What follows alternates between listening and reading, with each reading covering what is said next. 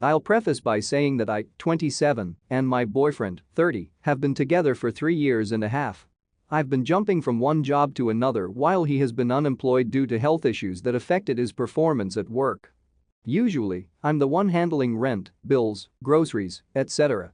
I use my credit card to make any purchase I want. Last week, my boyfriend out of nowhere asked for my credit card. I asked why since I'm the one who handles payments and supermarket trips. He told me he wanted to buy some food, and I agreed to let him take it, but told him to return it later. He got back later and when I asked about my credit card, he was like, "What credit card?"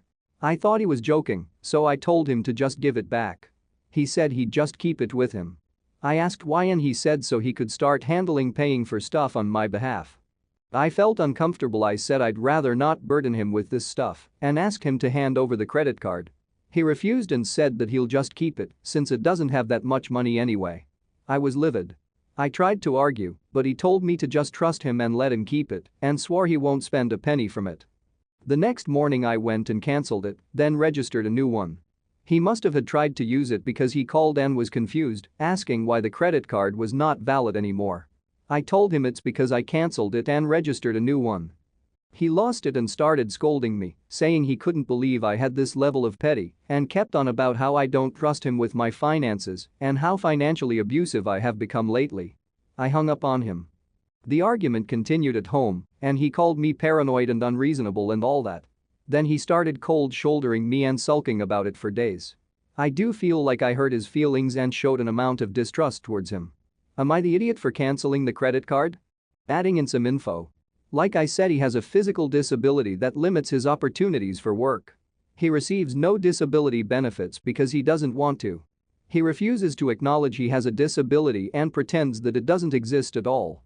When I tell him to look for a job, he blames people for purposely refusing to employ him and says that they look down on him like he's lacking or beneath them.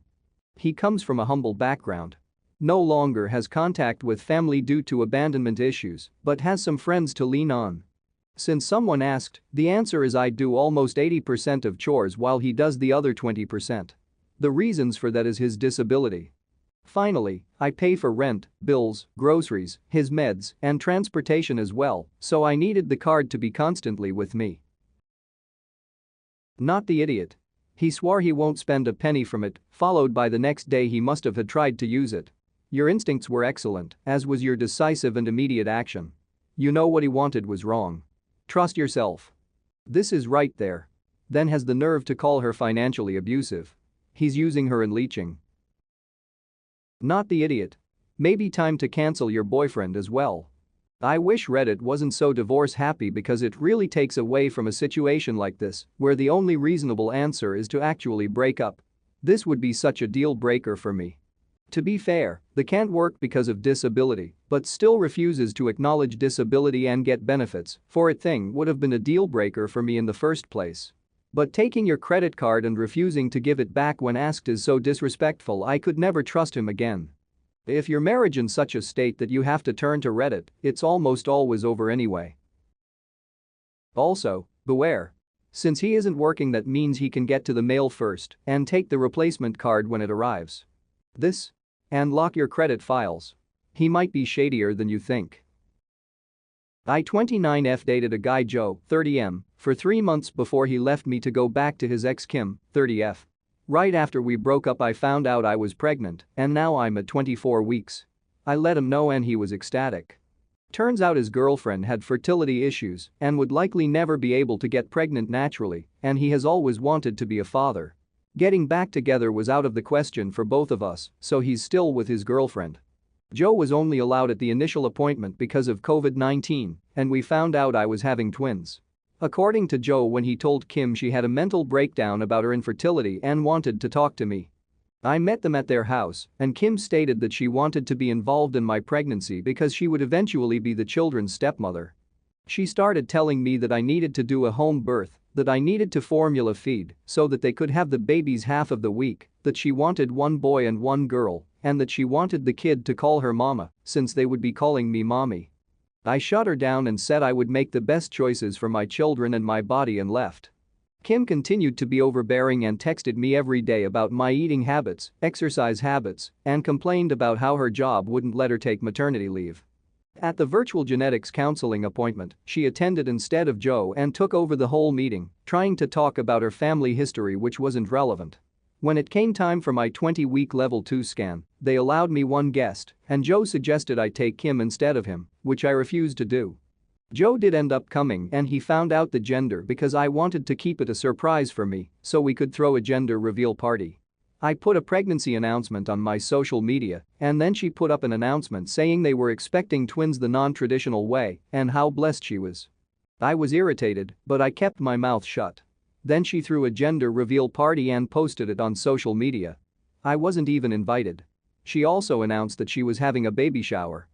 I commented on her posts and told her to stop treating me like a surrogate, that the kids weren't hers, and that Joe didn't have any claim or custody of the kids until they are born. I then called Joe and reiterated all of this and stated that I would not be seeing either of them until we went to family court and that my mother would be my birthing partner. He and Kim and some of her friends and family are saying I'm the idiot, and her mother even called and insisted I give her one of my babies like this is the parent trap? So am I the idiot? Update. I'm definitely getting a lawyer ASAP. Y'all have scared the shit out of me, but I'm happy you did. I never considered that this could have happened on purpose. We used condoms because I do not react well to hormonal birth control, and I had to wait to get a non-hormonal IUD because of other medical issues. I went to the police and they stated that there was nothing they could do because a crime hadn't been committed. And my state orders of protection are criminal or family, so I was able to get one against Joe. On Friday, I did get a lawyer and they let me know in my state there was nothing I could do as far as custody before the babies are born, so I will be leaving my state soon to ensure that this isn't my baby's home state and I can't be charged with anything. However, someone sent this post to Kim and she came to my job, damaged my car, and broke a bunch of office windows. I work with kids so she was arrested for not just criminal damage and trespassing, but also child endangerment, so hopefully, that works in my favor.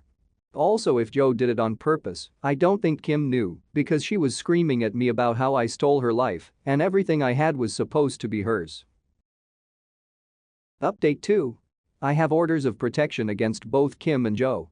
I left the state anyway, and Joe and Kim started harassing me again because there's no legal jurisdiction when you leave the state, but I have enough evidence that I was able to press charges in my current state as well and will be pursuing a restraining order here.